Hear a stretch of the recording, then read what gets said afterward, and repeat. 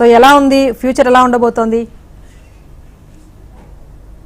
నమస్తే మ్యామ్, నా పేరు శంకరకృష్ణవేణి. జనసేన పార్టీ ఉమ్మడి తూర్పుగోదావరి జిల్లా వైస్ ప్రెసిడెంట్ ని.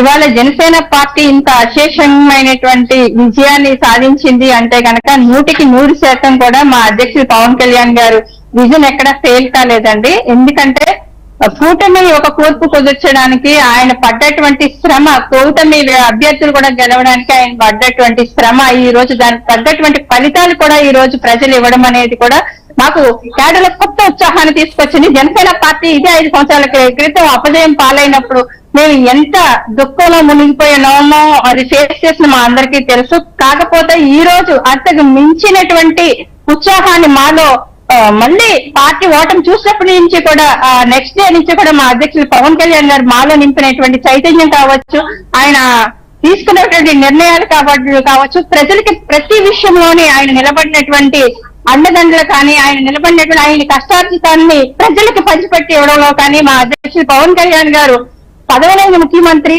ఆయన ప్రజల గుండెల్లో ఉన్నటువంటి ముఖ్యమంత్రి గారు మేము ఎప్పుడు భావిస్తాం. ఇవాళ పిఠాపురం నియోజకవర్గం వచ్చి ఆయన పోటీ చేయడం, ఇక్కడ అశేషంగా 70,000 ఓట్ల పైచీలకు మేము లక్ష్యాన్ని కూడా ఫిక్స్ అయి ఉన్నాము. అయినప్పటికీ కూడా వైసీపీ ఎన్ని కుతంత్రాలు చేసినా, ఎన్ని కుట్రలు చేసినా సరే గానీ అవన్నీ కూడా అభిమన్యులాగా ఛేదించుకుని ఇవాళ మా అధ్యక్షుడు పవన్ కళ్యాణ్ గారు 70,000 ఓట్ల మెజారిటీతో గెలవడం అనేది నిజంగా మా కేడర్ అందరికీ కాదండి, మా జనసేన శ్రేణులందరిలో కూడా కొత్త ఉత్సాహాన్ని నింపింది. అలాగే ప్రజలందరికీ కూడా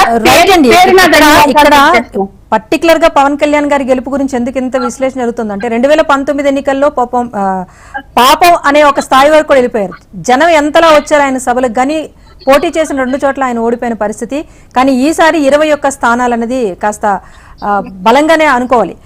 చెప్పండి, అంటే ఫ్యామిలీ అంతా కూడా జనంలోకి వెళ్లారు, క్యాంపెయినింగ్ లో పార్టిసిపేట్ చేశారు, పిఠాపురంలో మీ అందరూ కృషి చేశారు. అటు రాష్ట్ర వ్యాప్తంగా కూడా పవన్ కళ్యాణ్ అనేక ర్యాలీలు, సభలు, వారాహి యాత్ర కూడా చేపట్టి జనాన్ని ఆకర్షించే ప్రయత్నం కూడా చేశారు.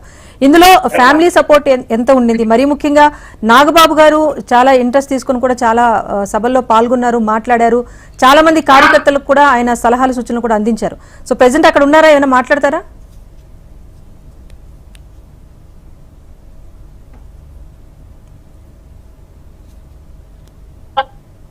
నాగబాబు సార్ అయితే మ్యామ్ ఇక్కడ